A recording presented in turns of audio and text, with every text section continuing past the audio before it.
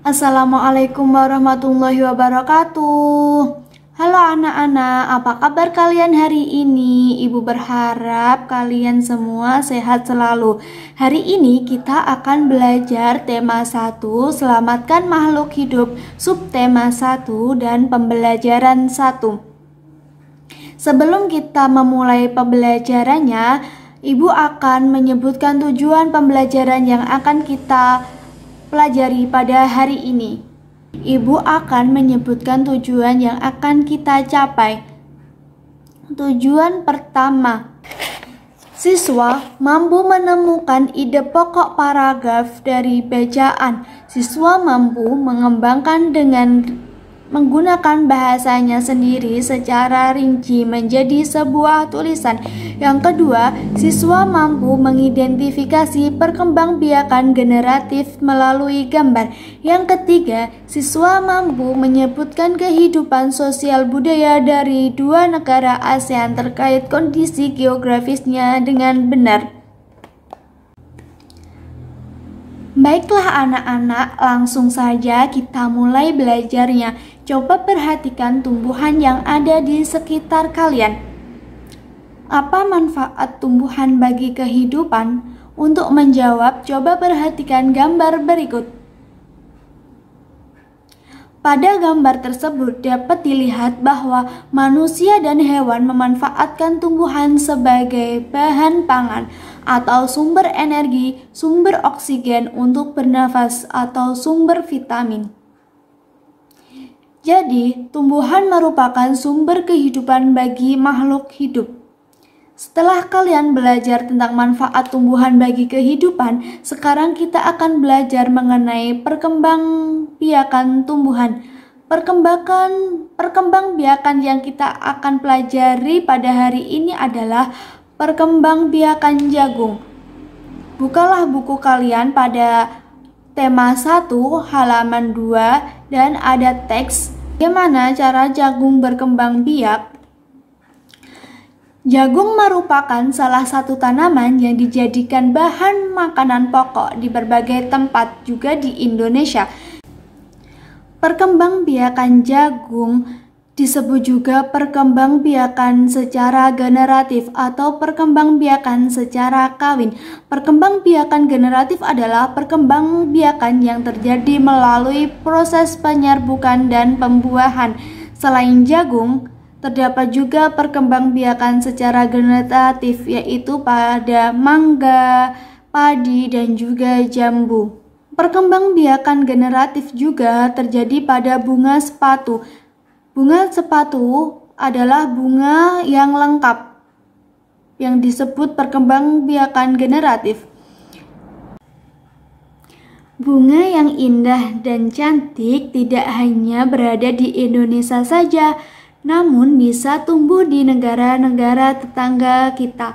Hal tersebut dikarenakan kita berada dalam kondisi geografis yang hampir sama.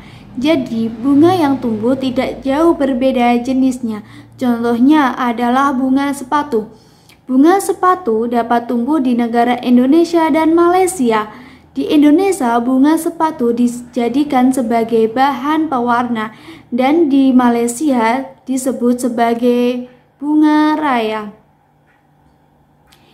Dan bunga Kamboja. Bunga Kamboja ini tumbuh di negara Indonesia dan Laos. Di Indonesia, bunga Kamboja untuk pelengkap tarian Bali, sedangkan di Laos digunakan untuk upacara keagamaan. Banyak negara yang memiliki persamaan kehidupan sosial dan budaya. Oleh sebab itu, mereka menggabungkan dirinya dengan suatu organisasi yang disebut dengan ASEAN, yaitu Persatuan Negara-Negara se-Asia Tenggara. Berikut adalah 10 negara tersebut. Indonesia, Singapura, Malaysia, Kamboja, Thailand, Myanmar, Vietnam, Laos, Filipina, dan juga Brunei Darussalam. Brunei Darussalam terdapat kampung yang namanya Kampung Anyar. Kampung Anyar adalah desa terapung di Brunei Darussalam. Tahun 1400, Kampung Anyar sempat menjadi pusat pemerintahan. Saat ini banyak penduduknya yang memiliki perahu pribadi dan disimpan di bawah rumah apung mereka. Budaya Brunei banyak dipengaruhi oleh ajaran Islam. Mayoritas penduduknya adalah orang Melayu. Dalam percakapan, menunjuk dengan jari telunjuk dianggap kasar.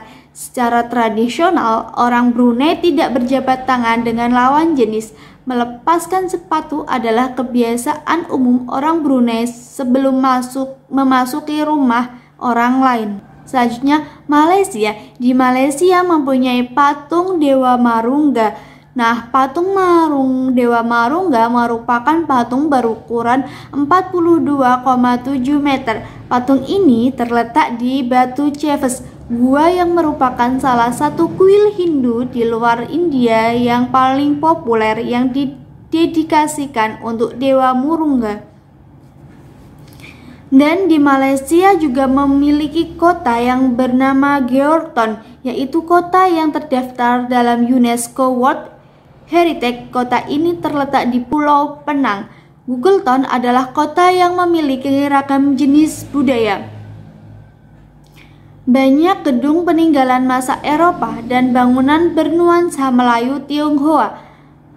3 kaum utama di Malaysia adalah Melayu, Cina, dan India. Musik tradisionalnya banyak dipengaruhi oleh budaya Cina, Islam, India, dan Indonesia. Makanan khasnya adalah nasi lemak. Filipina. Budaya Filipina merupakan hasil perpaduan antara budaya barat dan timur.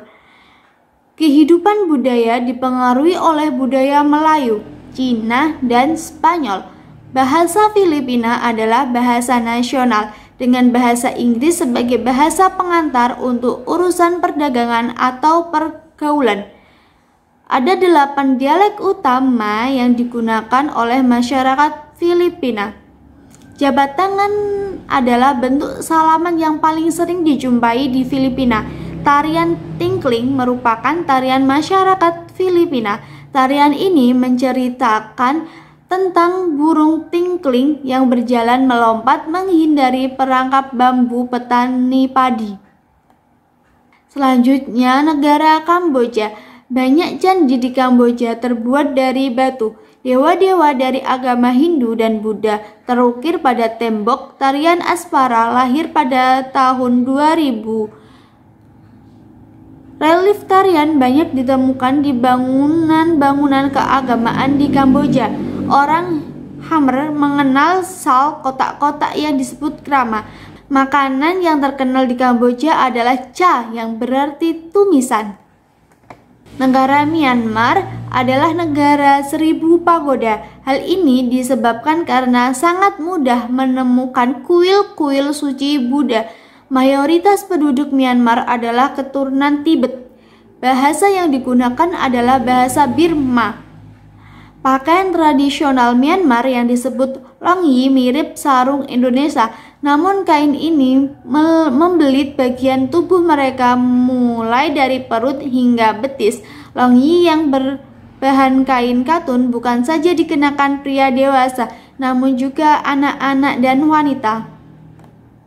Negara Vietnam. Negara Vietnam terkenal dengan baju khasnya yang disebut Áo Dai. Topi caping pun banyak ditemui di sana.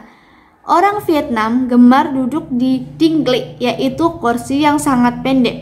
Bukan hanya untuk makan, bahkan untuk mengobrol pun mereka senang duduk di atas dingli. Mayoritas orang Vietnam memiliki nama keluarga Nguyen. Hal ini disebabkan karena dinasti Nguyen berkuasa mulai tahun 1803 sampai 1945 dan merupakan dinasti terakhir di Vietnam. Laos. Tahun baru Laos disebut Bun Pi Mai. Semua penduduk membersihkan rumah, mengenakan pakaian baru, dan mencuci patung-patung Buddha. Makanan utama bangsa Laos adalah nasi dan beras ketan yang dimakan dengan tangan langsung. Orang Laos menyebut dirinya Luk Hau Niao, yang artinya anak turun dari nasi ketan. Upacara sakral pemberian sedekah atau dikenal dengan Sai Bat merupakan upacara di Laos. Para biksu membawa bakul kecil mengintari sebagian kecil kota untuk menerima sedekah dari penduduk setempat yang mayoritas beragama Buddha. Singapura memiliki lambang negara yaitu Singapura mempunyai lambang negara yaitu Merlion. Merlion adalah patung berkepala singa dan berbadan ikan. Menurut mitos, Singapura dahulunya adalah kampung ikan. Kampung ini bernama Tamasek yang berasal dari bahasa Jawa yang artinya lautan. Singapura berasal dari kata Sangsekerta yang berasal dari kota singa. Penduduk Singapura berasal dari Cina, Melayu, India, dan Eropa. Kaum Baba adalah sebutan bagi keturunan Cina Melayu. Singapura memiliki 4 bahasa resmi, yaitu Melayu, Mandarin, Inggris, Tamil. Masyarakat Singapura memiliki budaya jalan kaki. Selanjutnya adalah Thailand. Thailand adalah salah satu negara ASEAN yang tidak pernah dijajah oleh bangsa Eropa. Remaikan adalah cerita tradisional Thailand yang mempengaruhi kehidupan masyarakatnya. Di Thailand, kepala adalah bagian tubuh yang paling dihormati. Tidak ada orang yang akan berani menyentuh kepala, bahkan kepala anak-anak. Sebaliknya, bagian kaki dianggap bagian yang paling hina karena dipakai sebagai alat untuk menapak di tanah. Oleh sebab itu, kaki tidak boleh dihadapkan ke patung suci atau orang lain. Setelah kita mempelajari kehidupan masyarakat sosial budaya negara-negara yang ada di ASEAN, tugas kalian adalah 1. Mencari 2 negara anggota ASEAN. Yang kedua, carilah karakteristik negara yang kalian pilih. Temukan persamaan dari 2 negara tersebut dan tulis pada diagram yang sudah disediakan pada LKS. Dan setelah itu, kumpulkan pekerjaan kalian melalui WhatsApp group. Demikian materi yang dapat Ibu sampaikan. Semoga materi ini bermanfaat untuk kalian. Wassalamualaikum warahmatullahi wabarakatuh.